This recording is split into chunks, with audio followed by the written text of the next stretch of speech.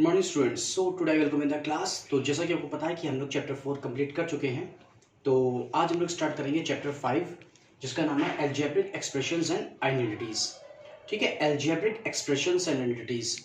तो देखिए एल्जेब्रिक जो वर्ड है वो एल्जेब्रा से बना है। तो एल्जेब्रा की जो स्टार्टिंग थी वो हम लोग के इंडिया से ही मानी जाती है। ठीक है, लेकिन क्या हुआ था उस टाइम पे जो अरबी लोग थे, ठीक है, वो इंडिया आए और इंडिया आके उन्होंने यहाँ पे अलजेब्रा सीखी। और जब वो अपने कंट्री में गए तो उन्होंने क्या किया, एक बुक लिखी जिसका नाम दिया उन्होंने अलजब्र। ठीक, तो उसी से जो वर्ड अलजब्रा है वो निकला है। तो देखिए आज हम लोग बात करेंगे अलजेब्रिक एक्सप्रेशंस की। तो देखिए कोई भी लैंग्वेज जो हम लोग पढ़ते हैं तो उसमें क्या होता है, हम लोग सिंबल्स पढ़ते हैं। हम लोग को पता है कि सिंबल्स होते हैं। जैसे इंग्लिश में अगर हम लोग देखें तो सिंबल्स क्या होते हैं, ए बी सी, ये क्या है, इंग्लिश के सिंबल्स हैं, इंग्लिश लैंग्वेज के। अगर इसी तरीके से अगर हम लोग हिंदी देखें तो हिंदी में देखिए, हिंदी में छोटा बड़ा छोटी बड़ी, तो ये क्या है, ये हिंदी सिंबल्स हैं। इसी तरीके से अगर हम लोग चाइनीज लैंग्वेज देखें तो चाइनीज लैंग्वेज में भी कुछ सिंबल्स होते हैं इस तरीके से। तो ये सब क्या है, तो कोई भी लैंग्वेज है उसमें सिंबल्स होते हैं। तो इसी तरीके से जो मैथ है इसमें भी क्या है, ये मैथ्स में भी क्या है, ये सिंबल्स हैं। ठीक है, तो अगर अब मैथ्स में सिंबल्स में क्या है कि ये जो है वो दो टाइप के इसमें सिंबल्स होते हैं। देखिए अगर हम लोग देखें तो मैथ्स में जो सिंबल्स हैं वो दो टाइप के हैं, या हम लोग कह सकते हैं एक और माने 3 टाइप के। ठीक है, जनरली 2 टाइप से कहेंगे, लेकिन हमने यहाँ पे देख लिया कि 3 टाइप के हैं। तो देखिए अब इसमें पहला जो है सिंबल्स में वो आपका आता है जिसको हम लोग बोलते हैं कांस्टेंट। ठीक, कांस्टेंट होते हैं। दूसरे होते हैं वेरिएबल और तीसरे होते हैं ऑपरेटर्स। ठीक है, तो देखिए कांस्टेंट क्या होते हैं, कांस्टेंट होते हैं दो symbols whose value is fixed। यानी कि ऐसे सिंबल्स जिनकी वैल्यू हमेशा फिक्स्ड रहती है वो कहलाते हैं कांस्टेंट। जैसे आप देख लीजिए एग्जांपल के तौर पे 1 2 3 4 100, ठीक है, 1000। तो ये क्या, ये नंबर्स कैसे हैं, ये हमेशा फिक्स्ड रहते हैं। ठीक है, ये कभी भी चेंज नहीं होते हैं। ठीक अगर मैं आपसे कहूँ तो कि मैंने यहाँ पे ऐसे लाइन बना दी है, अब मैं आपसे कहूँ उसमें से 2 लाइन्स कट कर दिए, तो 2 लाइन्स कट करने का मतलब आपने ये दोनों कट कर दी। ठीक, लेकिन कभी ऐसा नहीं हो कि अगर मैं 2 लाइन कट करने के लिए कहूँ तो आप 2 की बजाय 3 कट कर दें। मतलब क्या है, ये फिक्स्ड वैल्यू है। ठीक है, अब इसी तरीके से वेरिएबल्स अगर हम लोग देखें तो देखिए वेरिएबल्स क्या होते हैं, those symbols whose value is not fixed। ठीक है, नाम से ही मालूम पड़ रहा है वेरिएबल मतलब जो जिसकी वैल्यू वेरीज करे। तो देखिए क्या है, those symbols whose value is not fixed। Example के लिए हम लोग देखें तो x y z a b c। ठीक, तो ये क्या है, ये सब वेरिएबल्स हैं। x y z कैसे वेरिएबल है, अगर देखिए जैसे मान लीजिए कभी हम लोग कोई क्वेश्चन सॉल्व करते हैं तो उसमें x की वैल्यू 5 आ जाती है। ठीक, अब दूसरा क्वेश्चन सॉल्व करते हैं तो उसमें x की वैल्यू 3 आ जाती है, किसी और क्वेश्चन में x की वैल्यू 0 रह जाती है। तो क्या है कि इनमें वैल्यू फिक्स नहीं है, अलग अलग सिचुएशन के हिसाब से, अलग अलग कंडीशन के हिसाब से इनकी वैल्यू जो होंगी वो अलग अलग आती जाएंगी। फिर है ऑपरेटर्स क्या होते हैं, अब देखिए ऑपरेटर्स जो होते हैं दो सिंबल्स हु डन ऑपरेशंस, ऐसे सिंबल, ठीक है, ऐसे सिंबल्स जो ऑपरेशन के लिए यूज किए जाते हैं। ऑपरेशन कौन कौन से, plus minus divide and multiply.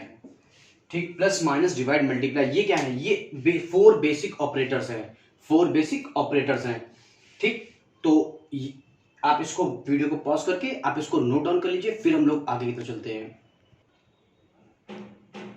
Okay, तो देखिए अब हम लोग पढ़ेंगे एल्जेब्रिक एक्सप्रेशंस क्या होते हैं। तो देखिए अब mathematical expressions are mathematical expressions consisting of constant variables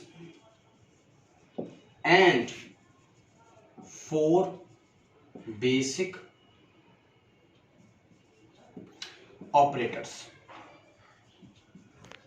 ठीक, क्या कह रहा है? एक मैथमेटिकल एक्सप्रेशन जिसको हम लोग कांस्टेंट वेरिएबल और ऑपरेटर्स की हेल्प से लिखते हैं। जैसे example 2x + 5, 3x + 7y + z, 4x² + 7xy + 9x + 10।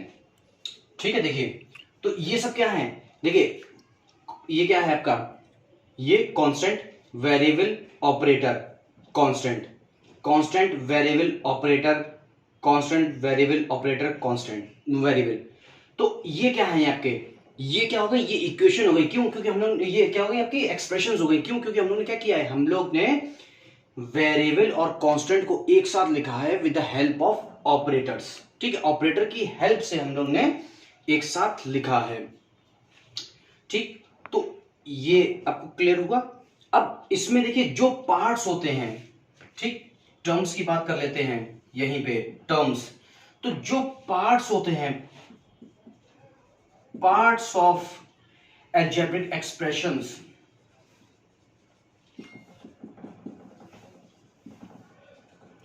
यानी कि जैसे देखिए ये एक पार्ट हो गया, 2 पार्ट हो गए, 3 हो गए, 4 हो गए। ठीक, तो ये क्या हो गया आपका? 4x², 4xy, 9x और 10। ये क्या हो गए? ये पार्ट्स हैं एक्सप्रेशंस के। तो यही कहलाते हैं टर्म्स। ठीक, किसी भी एक्सप्रेशन में जितने पार्ट्स होते हैं उसके उतने ही टर्म कहलाते हैं। जैसे इसके 2 पार्ट्स हैं तो इसमें कितने टर्म है? 2 टर्म है। इसमें 3 पार्ट्स हैं तो 3 टर्म है। इसमें 4 पार्ट्स हैं तो 4 टर्म है। ठीक है, तो ये आपके क्या हो गए? ये आपके टर्म्स हो गए। तो आप इसको, ठीक है, इसको आप नोट डाउन कर लीजिए। और अब हम लोग देखेंगे इसमें टाइप्स ऑफ अलजेब्रिक एक्सप्रेशन। तो वीडियो पॉज कर दीजिए, फिर हम लोग नेक्स्ट टॉपिक पे। ओके, तो अब बात करते हैं टाइप्स ऑफ अलजेब्रिक एक्सप्रेशंस की। तो जैसा कि हम लोग ने अभी तक पढ़ा लिया था कि अलजेब्रिक एक्सप्रेशंस में जो भी जितने पार्ट्स होते हैं वही उसके क्या कहते हैं? टर्म कहलाते हैं। तो टाइप्स ऑफ अलजेब्रिक एक्सप्रेशंस भी किसके ऊपर बेस्ड है? ये भी आपके बेस्ड है, टर्म्स के ऊपर ही बेस्ड है। ठीक है, on the basis of terms. तो देखिए इसमें पहला जो टाइप्स है, ठीक, वो होता है मोनोमियल। ठीक, मोनोमियल। मोनोमियल क्या होता है? Having one term. ठीक है, एक जिसमें केवल सिंगल टर्म हो। जैसे मान लीजिए हमने लिख दिया 100x², या मैंने लिख दिया 10y। ठीक, देखिए दोनों में क्या है? सिंगल टर्म है, तो ये आपके मोनोमियल हो गया। सेकंड होता है बाइनोमियल। बाइनोमियल में क्या होता है? हैविंग 2 टर्म्स हो जाते हैं, हैविंग 2 टर्म्स। तो देखिए ये आपका हो जाएगा हैविंग 2 टर्म्स में। के लिए आपको देखिए मैंने लिख दिया x + y लिख दिया, या 10x + z लिख दिया। तो ये कैसे हैं? इसमें देखिए 2 टर्म दिए हैं, तो ये आपकी कैसी हो गई? ये आपकी बाइनोमियल हो गया। इसी तरीके से आता है ट्राइनोमियल। ट्राइनोमियल क्या होता है? तो देखिए ट्राइनोमियल में क्या होता है? हैविंग 3 टर्म्स हो जाते हैं।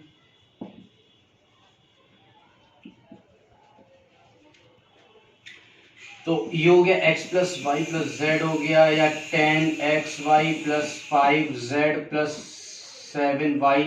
तो ये आपकी क्या हो गया? ये आपके ट्राइनोमियल हो गया।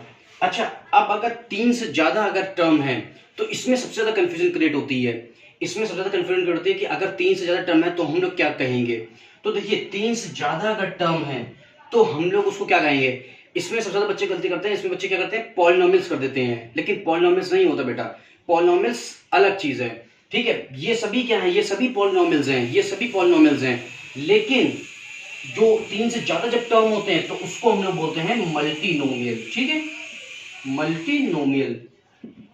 तो आपको ये चीज ध्यान रखनी होगी, आपको कंफ्यूजन नहीं क्रिएट करना है। तो हैविंग मोर देन 3 टर्म्स, ठीक है। तो आप इसको नोट डाउन कर लीजिए, रिवाइज करिए अच्छे से, फिर हम लोग मिलते हैं इसके आगे के टॉपिक के साथ में न्यू वीडियो में। तब तक के लिए गुड बाय।